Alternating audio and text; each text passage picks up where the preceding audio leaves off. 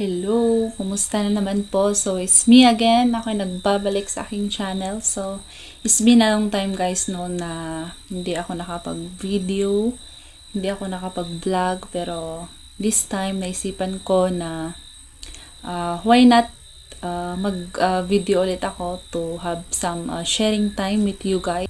When I was still a little, ayan, a little background lang. Andito na naman tayo sa little background. So, nung bata pa ako, I used to wonder kasi lumaki ako na Christian na yung family ko. So, naririnig ko yung mga kwentuhan, usapan ng parents ko about kay God. So, habang nakikinig ako sa mga kwentuhan nila noon, nagwa-wonder ako, curious ako, yung parang tinatanong ko na, paano, ba't nila sinasabi na sa langit ang pupuntahan nila?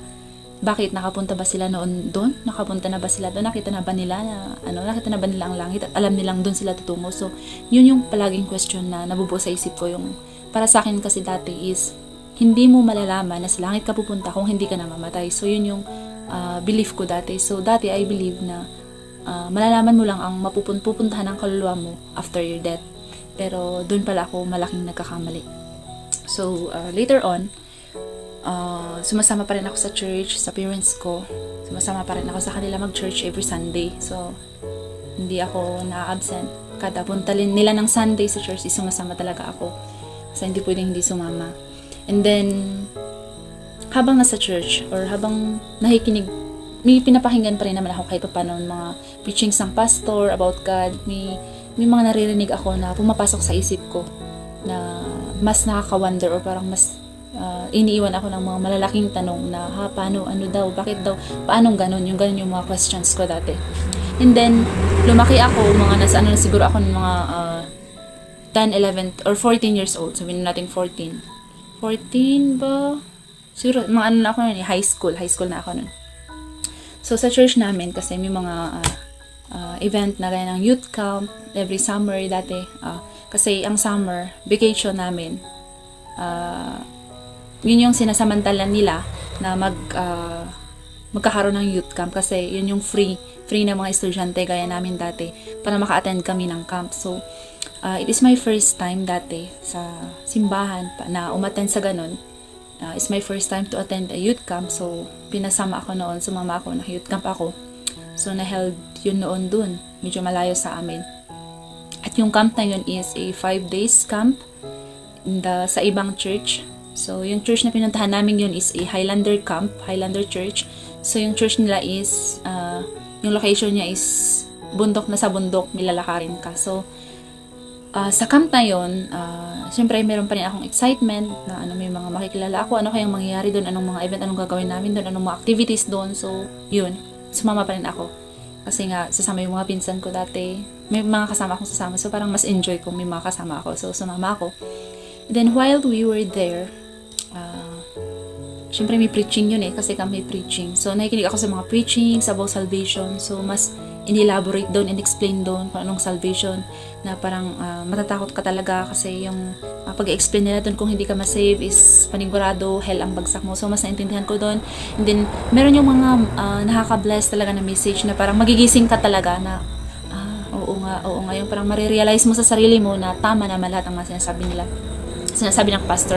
Kasi mostly na pinipreach nila is from the Bible. Kung ano yung katotohanan na nasa Bible, yun yung pinipreach nila. So, totoo, naniwala ako dun sa mga sinasabi nila noon, hindi pa ako safe. Yung in-explain doon ng pastor kung paano nagsakripisyo ang Panginoon para sa lahat ng ating mga kasalanan. At kung paano niya inialay ang kanyang bugtong na anak para mamatay para sa ating mga kasalanan. Yung nangyari talaga sa kanya, nakakaiyak. And then, isa lang ang paraan para tayo maligtas. So, nag-lead sila ng prayer noon at hindi ko masyadong matandaan, basta ang alam ko nag-lead sila ng prayer noon. So nakiano ako doon, yung prayer na yun, isusundan mo yun. So parang i-guide ka sa pag-pray ng salvation kasi pag kasi talaga first timer ka is hindi mo pa alam masyadong mag-pray. Yes, hindi mo pa masyadong alam. So i-guide ka doon, magre-repent ka sa mga nagawa mong kasalanan, then accept mo ang Diyos sa buhay mo bilang iyong Diyos at tagapagligtas. So yes, nag-follow ako, follow after ako doon sa prayer doon. Pero nung time na yun is hindi ko talaga siya pinray by heart. So parang finalo ko lang siya kasi nagpo-follow yung mga kasama ko. So parang finalo ko lang siya by mouth. Parang hindi ko dinama. Parang by mouth lang talaga. And then sabi ko, hindi ko sabi, hindi. Ang nangyari doon, after nung camp na yon, na-bless ako doon sa camp na yon. Marami akong mga natutunan, marami akong mga napakinggan na mga salita ng Diyos doon. So, after nung camp na yon, nung umuwi na kami, then sa bahay na yun na.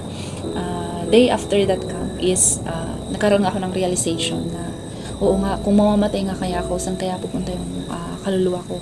Siyempre, ako namang mapunta sa hell. So, yun yung ano ko dati, yun yung scary thoughts ko na ayaw ko mapunta sa impyerno. So, by then, na-realize ko, sabi ko, I needed to be saved. So, kailangan ko ma-save, kailangan ko i-accept ang Diyos sa buhay ko. So, natatandaan ko pa naman kung ano yung prayer na tinuro doon sa camp na yon. So, habang nandito na ako sa bahay noon, ayun na, ang ginawa ko, pumunta ako sa kwarto ko, and then nag-lock ako, nilak ko yung door, and then doon, nag-pray ako, binuhos ko lahat. So, I repented from all my sins. I asked God for forgiveness.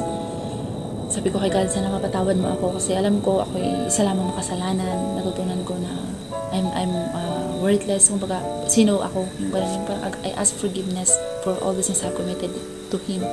And then sabi ko ng time na yun, ina-accept kita sa aking buhay bilang aking Diyos at tagapagligtas. So, yun yung time na yun na na-accept ko ang Diyos sa buhay ko. Yung nag-close ako, nag-lock the door ako sa aking room, kwarto. And then I prayed alone with God alone.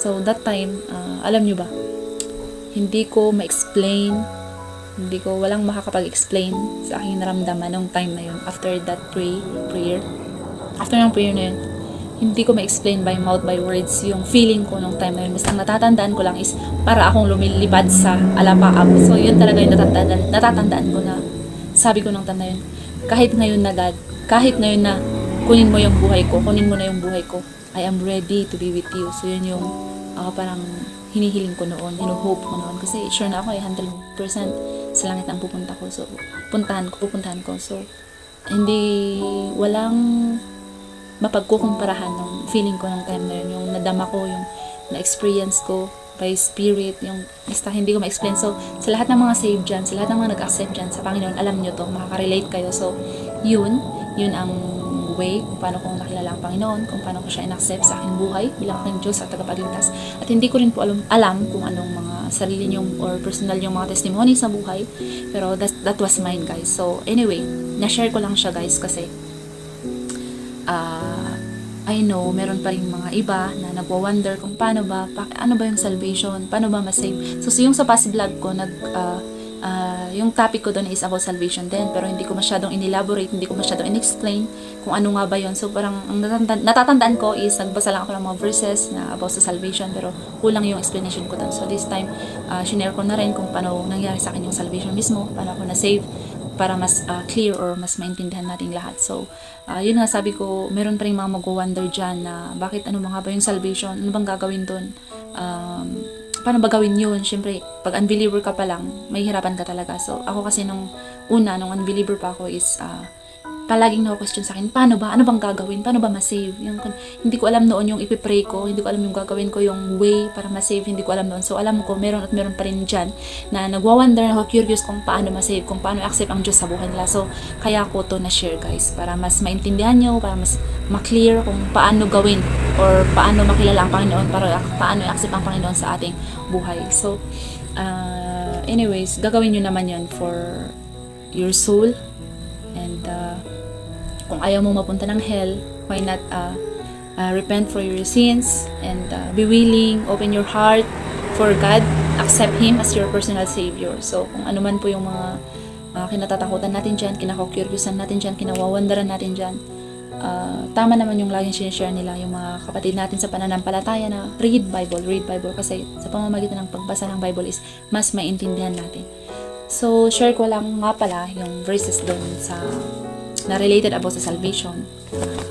Sabi niya doon sa John 14:6 na sabi niya, I am the way, Jesus said unto him, I am the way, the truth, and the life. No man cometh unto the Father but by me. So, sinabi doon ng Panginoon na ako ang daan, ang katotohanan at ang buhay. Walang makakapunta kay Ama kundi dahil sa akin. Yung kumbaga sinasabi niya doon na siya ang daan, ang katotohanan at ang buhay. So, sinasabi na niya sa atin, guys, na siya ang daan, ang katotohanan at ang buhay. Nasa sa atin na yun kung paano natin siya hahanapin or paano natin siya bibigyan ng place sa puso natin, sa buhay natin.